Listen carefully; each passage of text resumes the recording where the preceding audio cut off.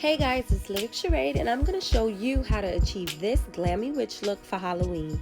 So I moisturized and now I'm going in with my Fenty Beauty primer and I'm going to work that into my skin along with the NYX and CoverGirl foundation that I use.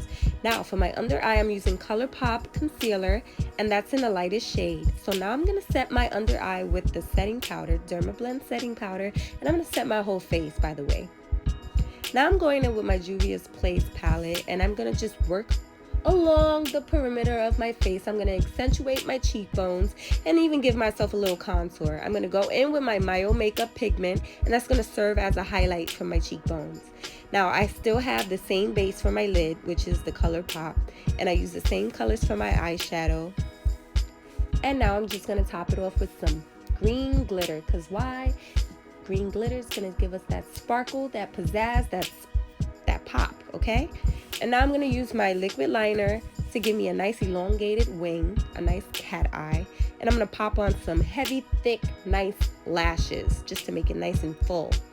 I'm even going to pop on some bottom lashes. As you can see, they're spider webs because what? We're on trend. We are on theme.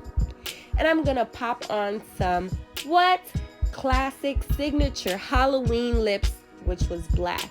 And that's my end result. This is my end look. I pop on my wig, my hat, and I'm good to go. I'm ready to play. I'm ready to go out. And that's pretty much it. So trick or treat, smell my feet, give me something good to eat, and don't forget to keep it sweet. I hope you enjoy.